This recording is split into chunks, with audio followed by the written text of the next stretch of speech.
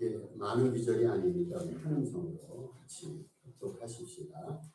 한 부자가 있어 자색옷과 고운 베옷을 입고 날마다 호화롭게 즐기더라. 그런데 나사로라 이름하는 한 거지가 혼내 구성이로 그의 대문 앞에 버려진 채 그 부자의 손에서 떨어지는 것으로 내불기로 하매 심지어 개들이 와서 그 혼내를 핥아라.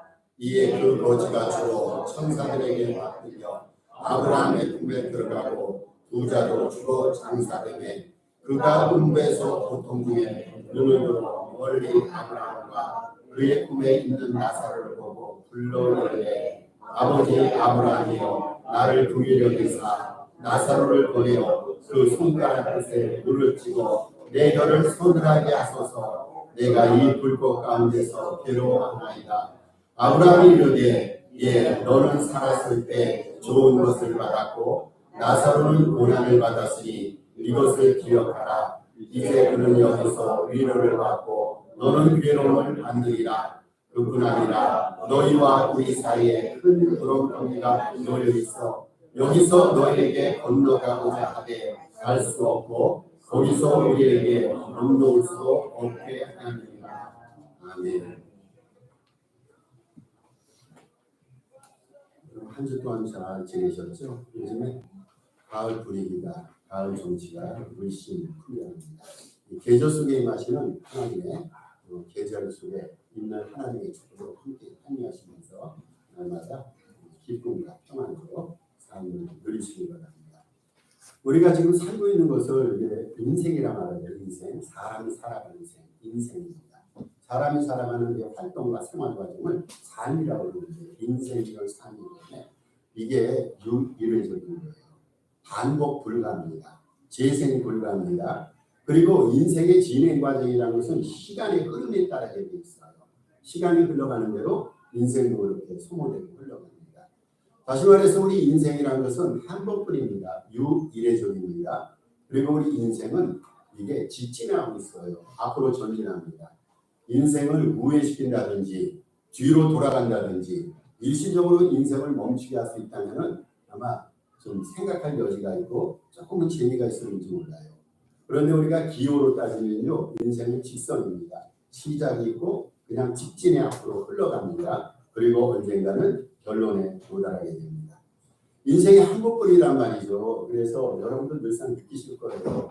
저녁에 진은혜를 바라고 침상에 들어가서 하루의 삶을 반성하실 때 오늘 제대로 살았는가, 이렇게 시간이 빨리 흐르는데 의미 있게 뜻있게 살았는가, 아마 이런 반성의 시간을 날마다 여러분 갖고 계실 거예요. 또 이렇게 반성의 시간을 가져야 됩니다. 우리에게 주어진 이 시간이라는 것은 흘러가는 어떻게 보면 소모성의 그런 삶이기 때문에 정말로 주어진 삶을 의미 있고 해피하고 즐겁고 그리고 뜻있게 살아야 됩니다. 성경에 보면 허송세월 하지 말라고 했고 죄란 말이죠. 하나님께서 시간이란 인생이란 선물을 우리에게 주시는데 이거를 우리가 그냥 무작정 대충 살아가고 대충 소비하다 보면 나중에 하나님께서 하늘나라에서 우리에게 따지실 거예요.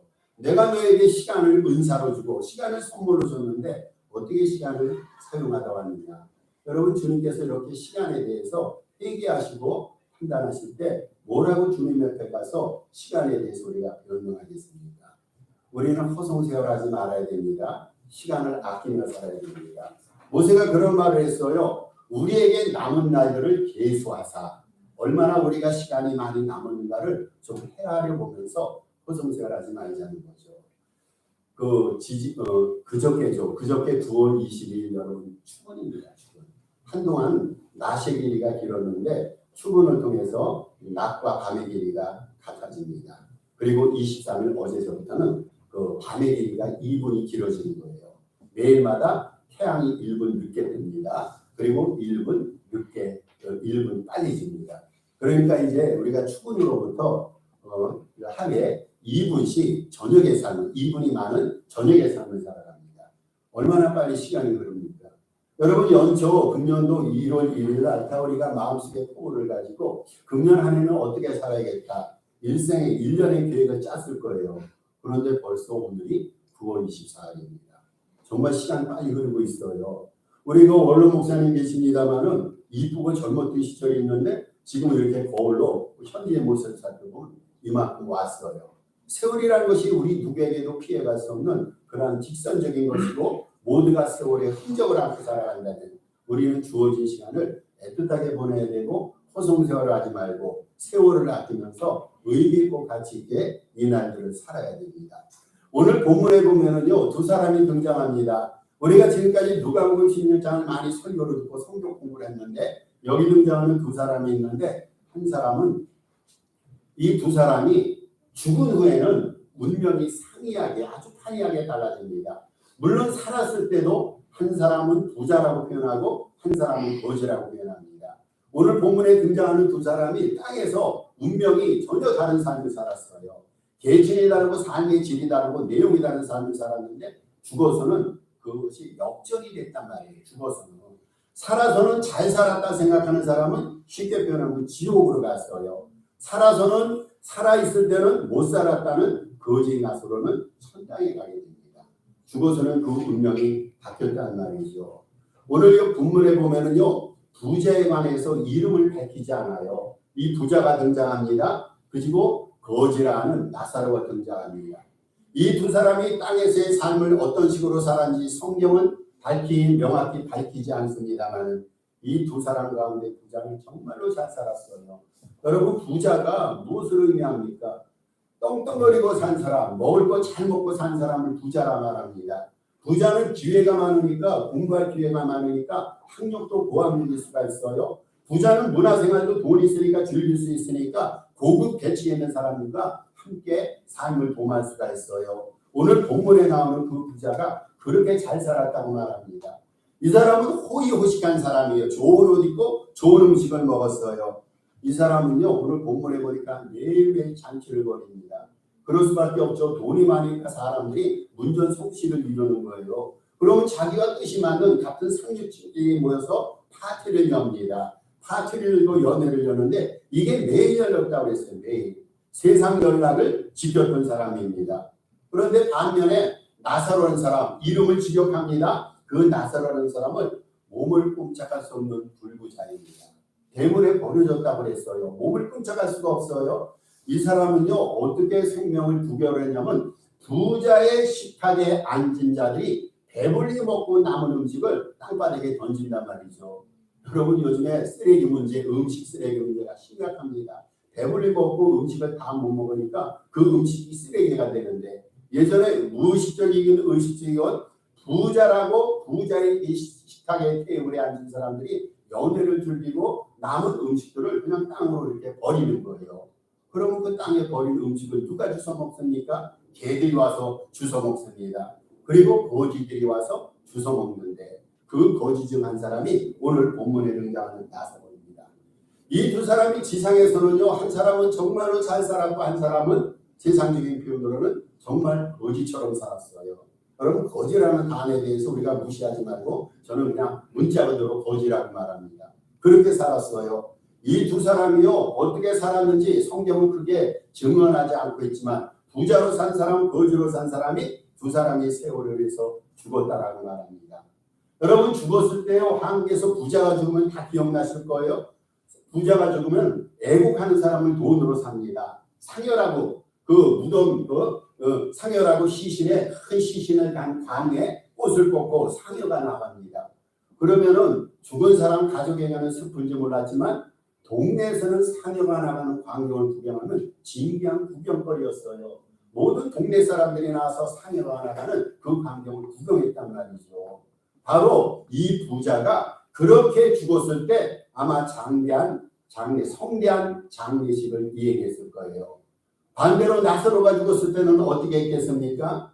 여러분 이 본문에 보니까 나사로에게는 어떤 친지가 있었는지 밝히질 않아요. 만약에 나사로가 그 당시 죽었다면 장례식도 없이 공동묘지에 외롭게 버려졌을 거예요.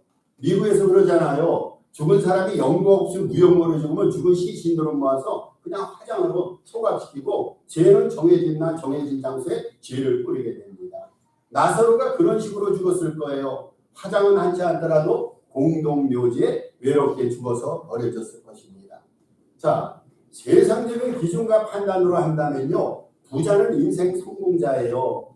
우리 세상에 살면서 그렇게 살기를 원하잖아요. 조금 돈도 많이 벌고 이름도 내서 세상 사람들부터 인기도 끌면서 잘 살고 잘 먹고 잘 입고 좋은 데 구경 가고, 이것을 우리는 세상 성공이라 생각하면서 이것을 꿈꿉니다. 자녀들에게 부모가 좋은 대학 가라 말합니다. 왜 그렇게 말합니까? 좋은 대학 가면 좋은 잡을 얻습니다. 좋은 잡을 얻으면 좋은 배우자를 만나서 이후의 삶이 활짝 열리게 돼 있어요. 세상적으로 볼 때는 성공, 세상적으로 볼 때는 이것을 통해서 행복을 부과할 수가 있어요. 부자가 세상적인 판단으로 그런 삶을 살았어요. 세상에 살 때는요, 부자를 향해서 많은 사람들이 야, 저 사람은 성공적이고 행복하고 즐겁고 풍요한 삶을 살았구나, 이렇게 판정을 내렸을 거예요. 반면에 나사로는 처절한 실패자였습니다. 여러분, 세상적으로 판단하면 부자는 성공자이고 나사로는 처절한 실패자입니다. 그런데 이 두 사람이 세월의 무게를 견디다 못해 죽었단 말이죠. 아까도 말씀드렸습니다만 이 인생이라는 것은 시작 있고 끝이 있어서 끝에 도달했을 때 이들의 영혼이 어딘가 가야 되는데, 이들의 영혼이 도달한 장소는요, 아주 전혀 반대였어요. 아주 전혀 반대했는데, 오늘 본문에서 누가 기자가 나사로가 죽었을 때 나사로가 어디에 갔다라고 말합니까? 나사로는요, 아브라함의 품에 갔다라고 말합니다. 아브라함 품. 아브라함의 품이라는 것을 쉽게 표현해서 낙원을 말합니다. 그리고 이 부자는 어디에 가냐? 부자는요, 음부에 갔다라고 말합니다. 오늘 본문 표현이 그래요. 한 사람은 어디 갔다고요? 거지 나사로는 죽어서요, 아브라함의 품에 갔어요. 낙원을 말합니다. 그리고 사후에 이 부자는요, 음부에 갔다고 말합니다. 자, 여러분, 우리가 죽어요. 모두 죽습니다. 우리 인생의 생명에는 한계가 있고 연한 있고 정해진 시효가 있어요. 우리가 이 세상에서 정해진 시효를 살다가 죽으면요, 우리 몸은 어디로 갑니까? 무덤으로 갑니다. 그렇죠? 여러분 믿죠? 우리 몸은 죽는단 말이에요. 이거 썩을 몸이에요. 그래서 언젠가는 우리 몸이 무덤으로 가는데 우리 영혼은 죽지가 않아요. 우리 영혼은 어디로 가냐면요, 천국과 지옥의 중간 상태인 낙원과 음부로 들어가게 됩니다. 여러분, 우리가 보통 천국이라 말하고 지옥이라 말합니다. 이것은 최종 상태를 말하는 거예요. 예수님이 재림하시면요, 우리의 육체가 살아나게 됩니다. 우리 육체가 살아나서 영혼과 연합이 되게 됩니다. 그때 영혼이 들어가는 최종 장소가 천국이니 지옥이니, 그래서 천국과 지옥이라는 것은요, 최종 상태를 말합니다. 자, 예수님이 재림하시기 전에, 그러면 우리가 죽으면 우리의 몸은 무덤 속에 들어가고 우리의 영혼이 어디로 가느냐? 우리의 영혼이 갈 수 있는 두 군데가 있어요. 우리의 영혼은요, 천국과 지옥의 중간 상태인 낙원과 음부로 들어가서 예수 그리스도의 재림 때까지 그곳에 대기하게 됩니다. 그래서 낙원이라는 것은요, 죽은 이후에 우리 몸은 무덤 속에 들어가고 영혼이 죽은 후에 영혼이 가는 것이 낙원입니다. 그 낙원에서 주님의 재림 때까지 거기서 대기하는 것이에요. 바로 부자가 들어가는 곳이 낙원이고, 이 부자가 들어갔던 곳이 바로 음부이고, 거짓 나사로가 들어간 것이 낙원입니다. 이것을 이렇게 말씀드릴 수가 있어요. 믿는 이의 영은 낙원에, 몸은요, 믿든지 안 믿든지 몸은 무덤으로 들어가고, 예수님 재림 전까지 믿는 이의 영은 낙원에 가고, 불신자의 영혼은 음부에 가는데, 낙원은 기쁨과 즐거움이 넘치는 곳인 반면에 음부는 불꽃 가운데 고통과 괴로움이 넘치는 곳입니다. 여러분 이해가 되시죠? 우리가 죽으면요, 어디로 간다고요? 우리는 낙원에 갑니다. 왜냐하면 우리는 예수를 믿었기 때문에 우리 영혼은 낙원에 가고, 예수님 재림 때까지 그 낙원에서 대기하고 있다가 예수님이 재림하시는 우리의 육체도 살아나서 영혼과 연합이 돼서 주님을 맞이합니다. 만약에 주님을 믿지 않는 불신자들은 어디로 갑니까? 음부로 가게 됩니다. 그들은 음부에서 고통을 당하고 있다가 예수님 재림 때 살아나는데, 그들이 살아나는 이유는 영원한 불못인 지옥에 들어가기 위해서예요. 우리는 천당에 가기 위해서 낙원에 대기하고 있고, 불신자들은 지옥에 가기 위해서 음부에 대기하고 있습니다. 오늘 본문은 그것을 말합니다. 이 본문의 사건은 예수님이 재림하시기 전이에요. 예수님이 재림하시기 전에 두 사람이 살다 죽었기 때문에 한 사람은 믿음으로 살았고 한 사람은 불신앙 가운데 살아서 한 사람은 낙원으로 갔는데, 그 낙원에 대해서 뭐라고 표현하냐? 기쁨과 즐거움이 넘치는 곳이라. 또 음부에 대해서는 불꽃과 고통과 괴로움이 넘치는 곳이라 말합니다.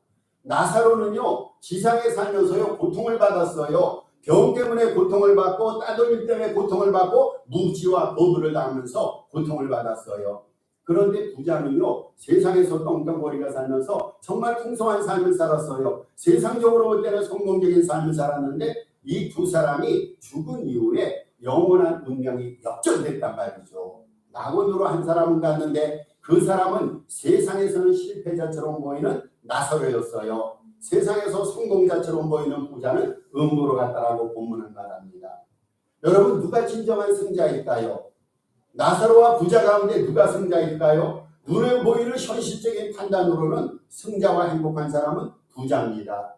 그런데 살아있을 때 승자가 영원한 승자가 될 수 없다는 것을 본문은 보여줍니다. 여러분, 진정한 승자는요, 나사로의 나사로. 우리가 세상에서는 잘 살았어요. 세상에서는 인기를 부가하고 살았는데 우리가 죽어서 간 곳이 지옥이라면요, 과연 우리는 그 사람의 생애에 가서 생을 판단하면서 승자라고 평가할 수가 있을까요? 결단코 그렇게 평가할 수가 없어요. 승자는요, 나사로입니다. 나사로. 그리고 패자는 부자이고 부자는 실패자입니다. 여러분, 그런데 엄밀하게 따져보면요, 이 부자는요, 사후 음배에서만 실패한 것이 아니라 사실은 현세에서도 실패한 삶을 살아가고 있었어요. 왜 그렇습니까? 내일의 운명은요, 현재 오늘을 말합니다. 오늘 현재의 결과물이기 때문에 오늘 우리가 형편없이 살고 있는데 내일 과연 승리와 행복의 삶을 얻을 수 있을까요? 아니죠.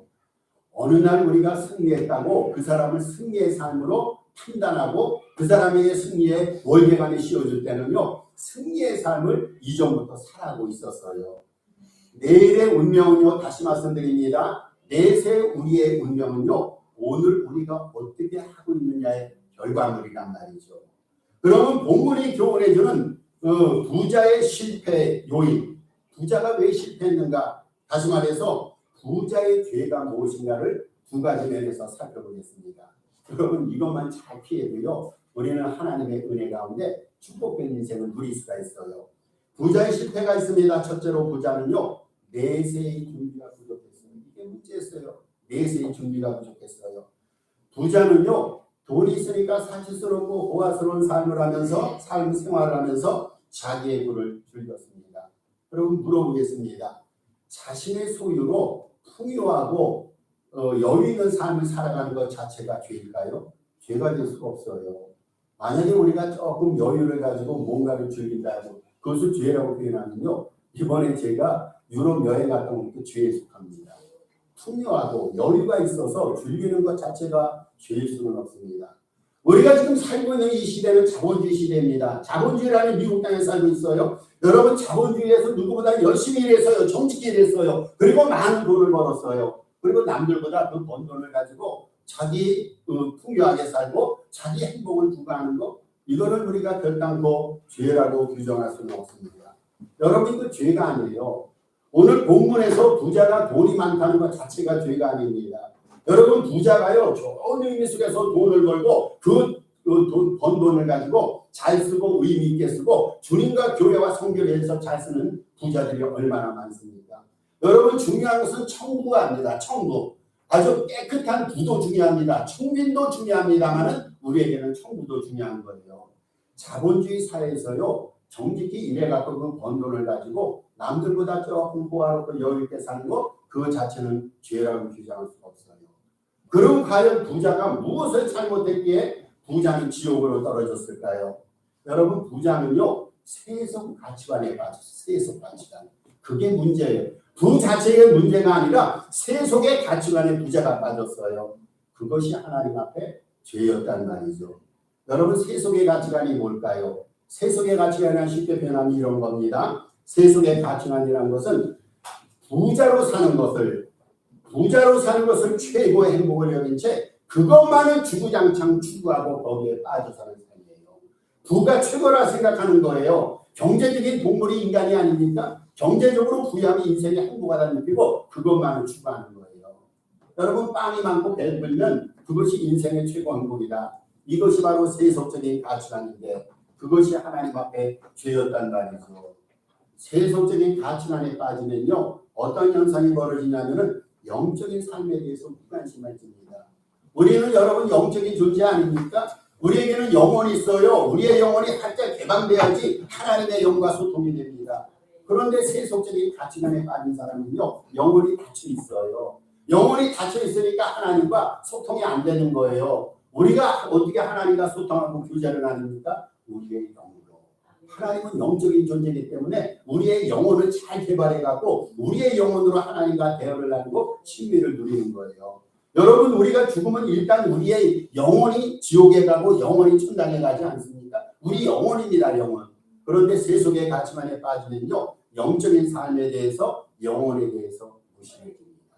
이게 문제예요. 영혼이 있는데, 내세가 있는데 내세에 대해서 준비를 안 하는 거예요. 세속적 가치관에 빠져 사는 사람은요, 눈에 보이는 현실을 전부라 생각합니다. 이것만 잘 되면 돼. 여기서만 잘 살는데, 여기서만 잘 살기 위해서 내가 누구보다 남부럽지 않게 노력할 거야. 내 삶을 여기에 투자할 거야. 열심히 일했는데 이 사람에게는요, 세속적인 가치관에 빠졌기 때문에 하늘나라에 대한 준비가 없어요. 하늘나라에 대한 소망이 없어요. 이 사람은요, 영적인 삶에 대해서 무심합니다.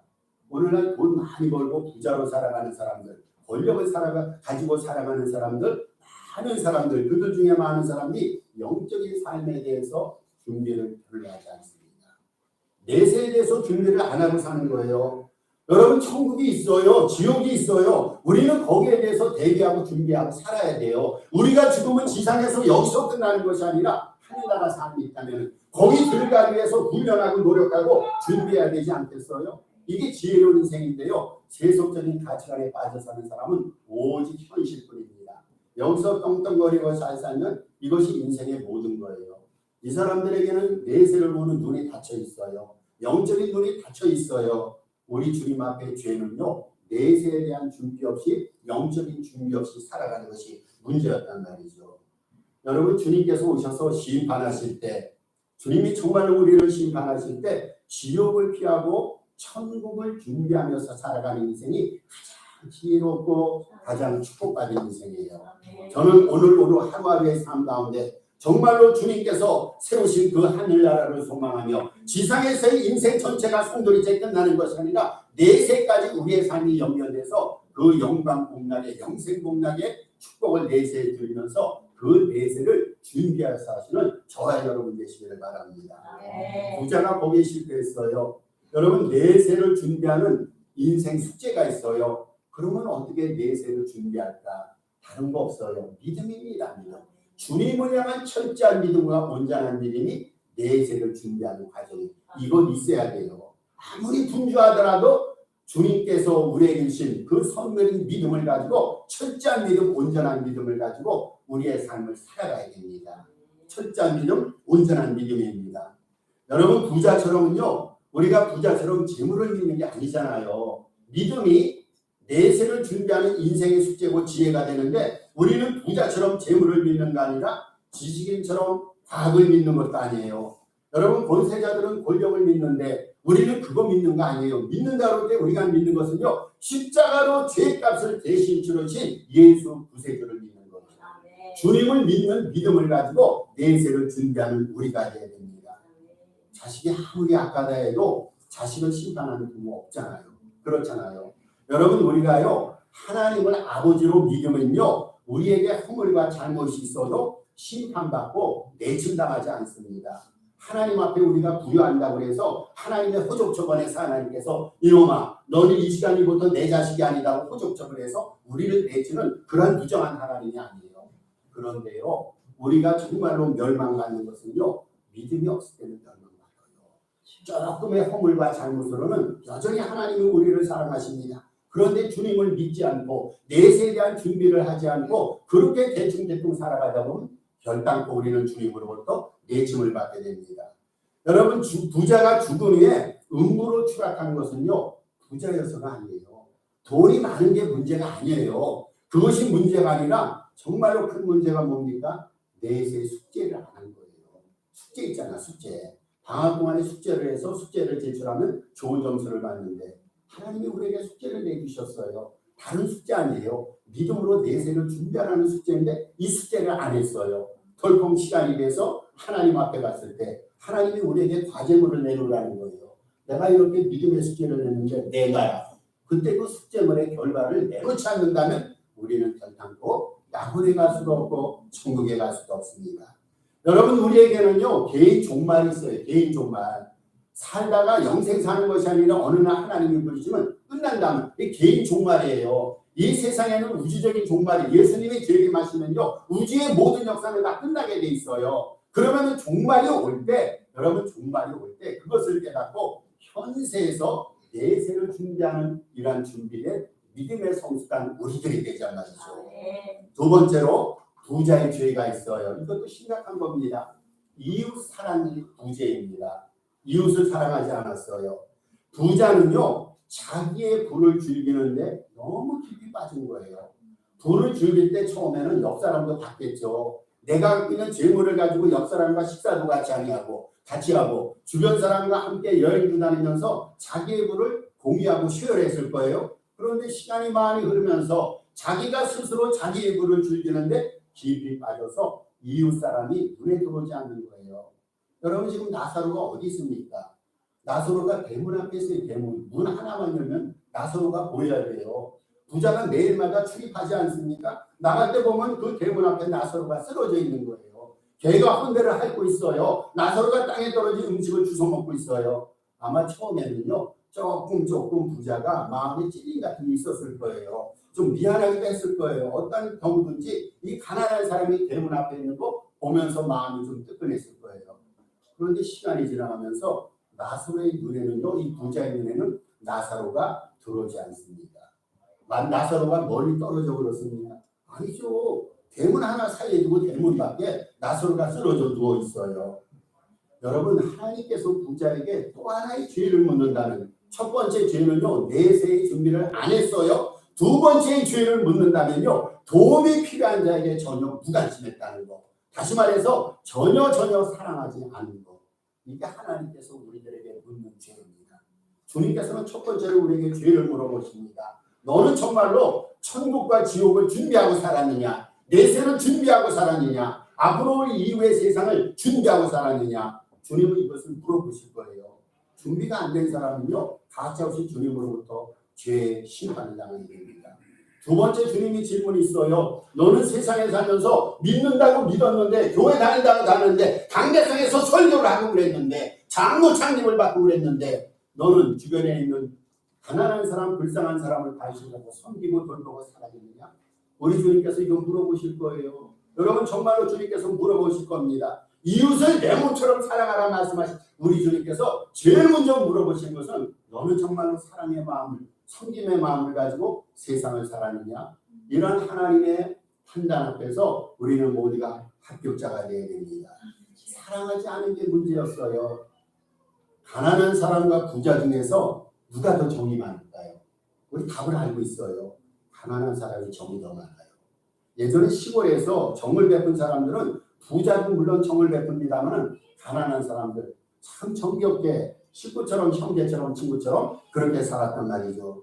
여러분, 일반적으로 볼 때는요 대다수의 부자가 다 그렇다는 통계는 아니지만, 일반적으로 부자는요 자신의 소유를 어떻게 생각하냐면, 내가 누구보다 열심히 수고하고 노력해서 그 대가로 이 재물을 받았다라고 믿으며 그렇게 생각합니다. 그리고 가난한 자들에 대해서 어떻게 평가합니까? 저들이 가난하게 된 것은 가난과 무능이 게으름 탓이다, 이렇게 평가를 내리는 거예요.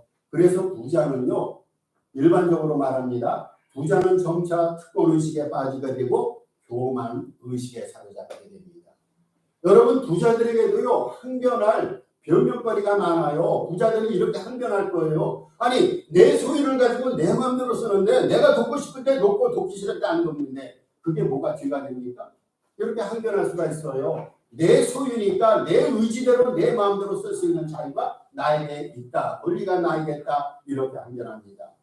여러분, 이거 맞는 말일까요? 저는 이런 말 많이 들었어요. 내 마음대로 재물 쓰겠다, 내가 기도해보고 마음 내키면 성경금하겠다, 이런 식으로 자기의 재물을 자기의 소유로 삼고 재물을 마음대로 쓰겠다라고 얘기하는 자들의 얘기를 들었습니다.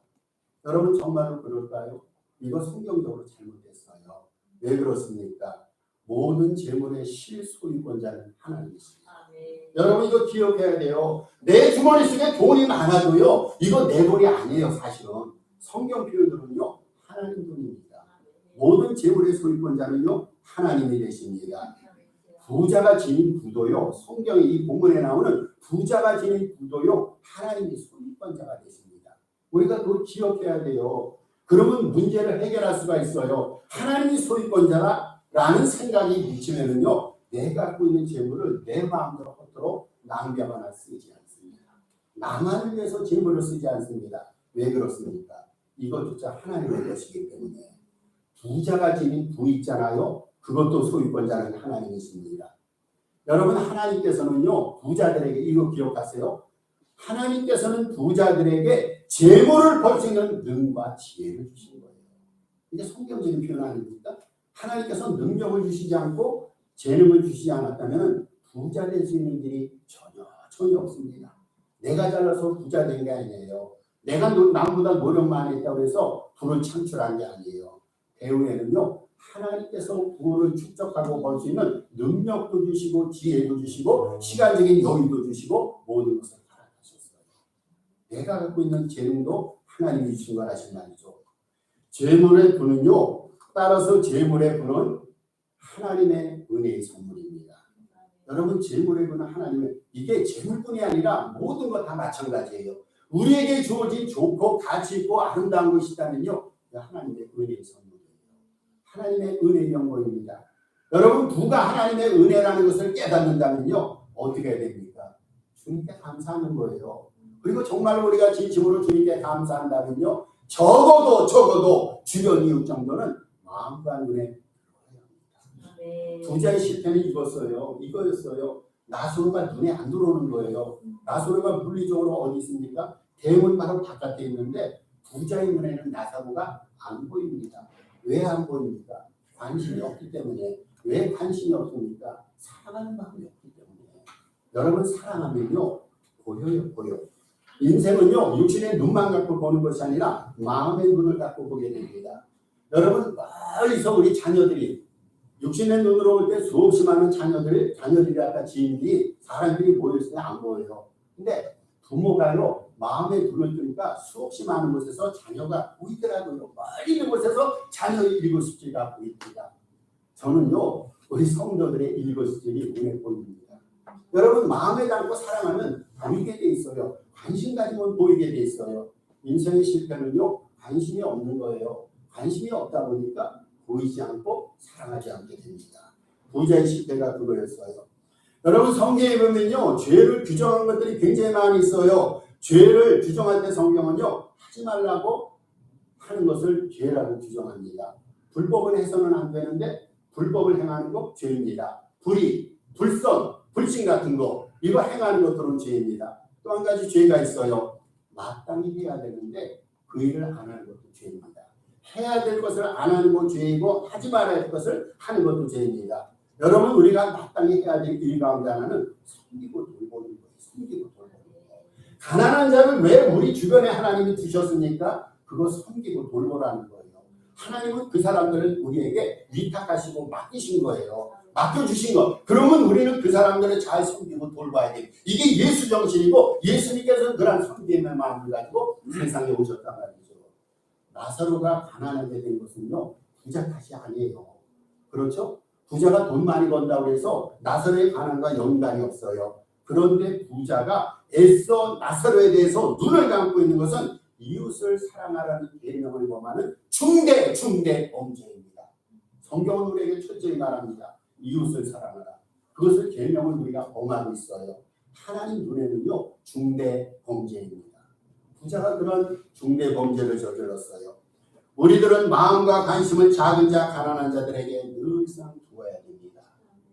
여러분 우리 주변에 노는 사람들이 있어요. 연약한 사람들이 있어요. 우리가 그 사람들을 보면서 손가락에 가시가 박혀 쏘는가, 발가락에 가시가 박혀 쏘는가, 왜 저 사람은 저렇게 인생을 슬픔과 고통 가운데 살아갑니까? 헤아려 보자는 거예요. 관심 갖자는 거예요. 관심 갖고 눈을 열자라는 겁니다. 눈을 열면 사랑의 마음이 들어옵니다. 여러분 사랑의 마음이 들어오면 열게 돼 있어요. 내 지갑을 열게 돼 있고 마음을 열게 돼 있어요.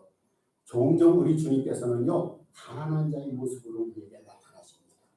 그런 가난한 자의 모습 속에 주님이 있는 거예요.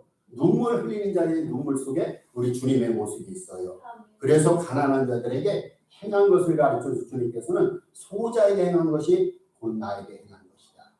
만약에 부자가요 나사로에게 이러한 사랑의 마음을 가지고 사랑했다면은 사랑받는 주체가 우리 주님이셨을 거예요. 본문에서 부자에게는 이름이 없어요. 왜 이름이 없습니까? 여러분 부자에게 정말로 이름이 없을까? 이름이 있어요. 고유명사 있어요. 근데 성경은요 기록하지 않아요. 그냥 어떤 부자라고 말합니다. 어떤 부자. 근데 나사로는 이름이 기억이 되어 있어요. 거지였던 나사로는 이름이 기억되어 있는데 부자에는 이름이 기록이 되어 있지 않아요. 이 말은요 하늘나라의 생명력에 저의 이름이 없다라는 거예요. 성경에서 이름이 기록되지 않는 자는요 주님의 생명력에도 이름이 없다라는 겁니다. 지상에서는 땅에서는 나무롭게 살았는데 내세에서 부자는 가장 가난한 자, 돌이킬 수 없는 처절한 실패자였습니다. 여러분 우리는 이 세상을 어떻게 살아야 될까요? 결론 있습니다. 이 세상을 어떻게 살아야 될까요? 최선을 다해서 현실과 오늘을 살아야 되는데 내일을 준비하고 살아야 됩니다. 여러분 내일을 준비하고 사시길 바랍니다.